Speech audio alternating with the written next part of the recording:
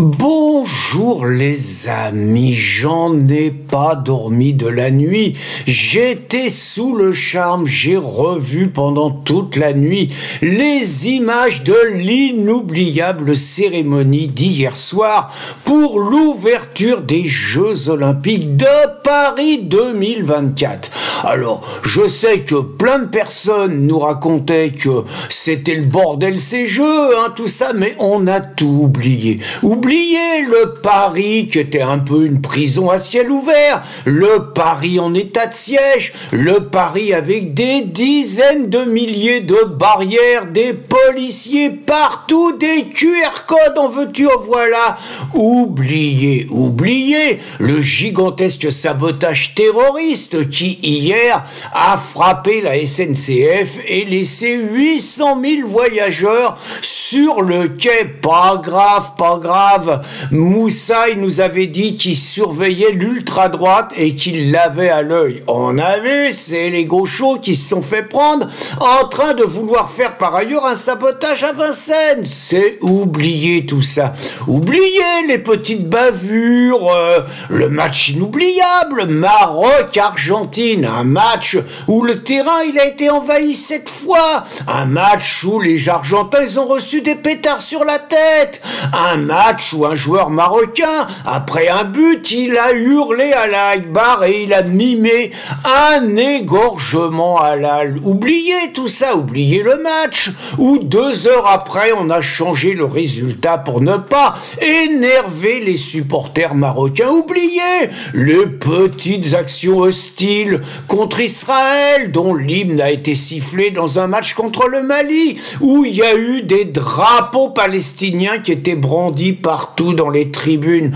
Oubliez, alors que Moussa nous avait dit que c'était 0 délinquance, 0 vol à Paris et tout. Un joueur argentin qui s'est fait barboter 50 000 euros dans les vestiaires. Le Pelé blanc Zico, le joueur brésilien qui nous a fait rêver, qui lui était dans un hôtel pourri. Standouille, il change d'hôtel, il prend sa mallette, il monte dans un taxi, 2 racailles qui attaquent le taxi, il se fait barboter 500 000 euros.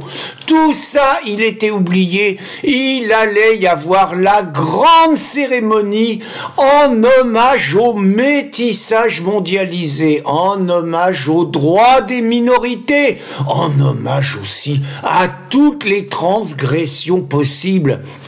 Ça allait être permis grâce au scénario écrit par un historien décolonial, le sieur Boucheron, et puis une mise en scène, une chorégraphie qui était faite par un militant LGBT. J'étais sûr qu'on serait pas déçus. Non seulement on n'a pas été déçus, mais on a été comblés au-delà de toutes nos espérances. Alors d'abord, un truc, les Popov et les Biélorusses, ils étaient pas là. Il y avait 205 délégations, mais eux, non, eux, ils sont trop méchants par leur présence, par leur place, ils auraient terni la beauté de ces Jeux Olympiques. Par contre, il y avait une délégation de réfugiés, et oui, c'est nouveau, ça.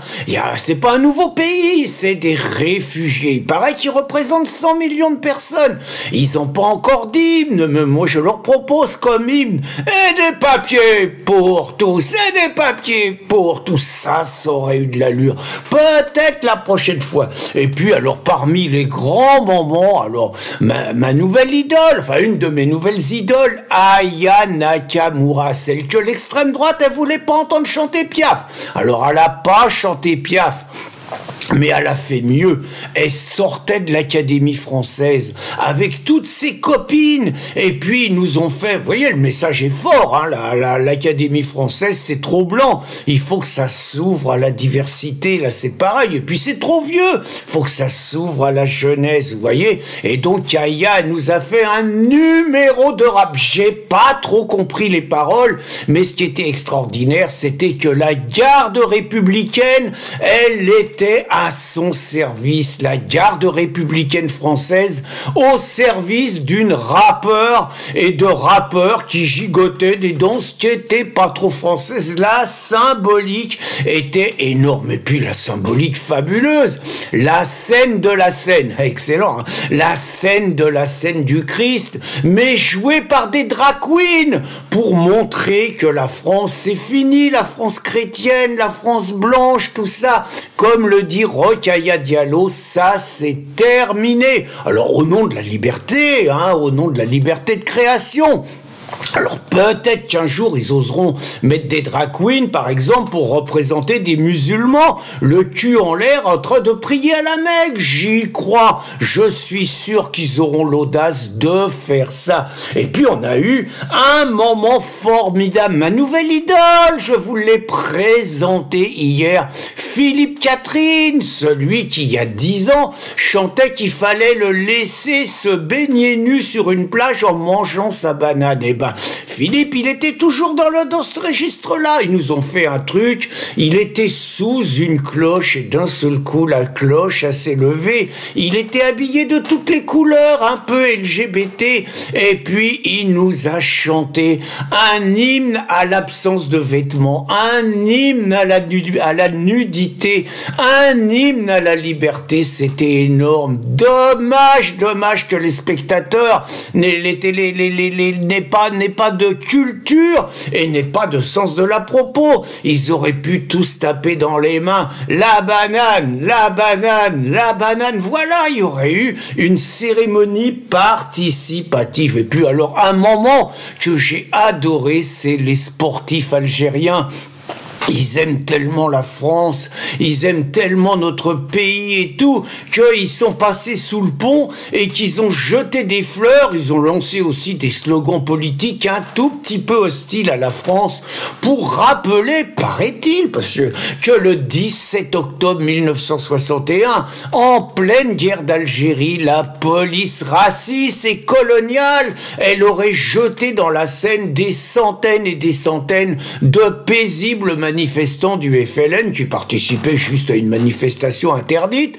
Et il paraît que malgré tout, c'est un mensonge historique monté par le FLN et par les militants d'extrême gauche et que ça n'a jamais eu lieu. Il y a des statistiques, des gens comme Bernard Lugan qui le montrent. Mais en tout cas, c'est la première fois, vous voyez les transgressions, c'est la première fois lors d'une cérémonie olympique que le pays d'accueil est insulté pour son histoire par une délégation étrangère. Je sais pas, vous imaginez, par exemple, les Japonais, s'il y a des Jeux Olympiques aux États-Unis, les Japonais sortir des banderoles ou un truc comme ça sur Hiroshima ou Nagasaki. Par exemple, vous voyez, c'est à peu près du même topo. Vous imaginez les Israéliens, sur lesquels je vais revenir. S'il y a des Jeux Olympiques en Allemagne, par exemple, eh bien, sortir des messages politiques pour rappeler que, à cause de ces salauds d'Allemands, de nazis, hein, ils sont quelques millions à avoir fini dans des camps de concentration. Vous imaginez, c'est à peu près ce qui s'est passé hier.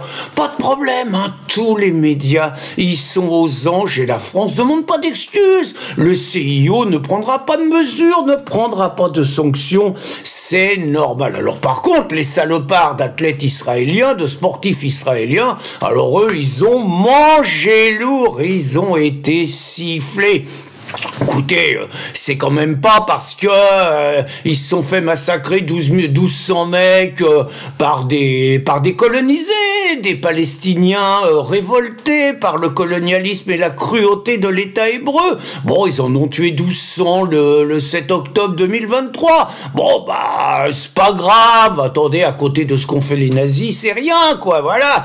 Donc, ils ont été sifflés, la délégation israélienne. À ma connaissance, pareil, c'est une innovation. C'est la première fois qu'une délégation étrangère se fait siffler lors de la cérémonie d'ouverture des Jeux Olympiques. Vous voyez, l'innovation, l'imagination au pouvoir, la transgression sans limite. En parlant de transgression sans limite, alors là, j'étais aux anges, il y a eu un hymne à la partouze, parce que bon, très franchement, il y en a marre des couples, il y en a marre du mariage, il y en a marre de la famille, il y en a marre du couple homme-femme, il y en a même marre du couple homo, tout ça c'est ringard, c'est dépassé. Là c'était, je sais plus comment ils appellent ça, le trouble je crois, bon enfin, en gros c'est le trio amoureux, mais bon c'est un bon début, mais en gros c'est l'hymne à la partouze, vous voyez, oh là là, quelle transgression. Et puis, il y a eu la Juliette, alors Juliette Armanet, je vous avoue je la connais pas bien,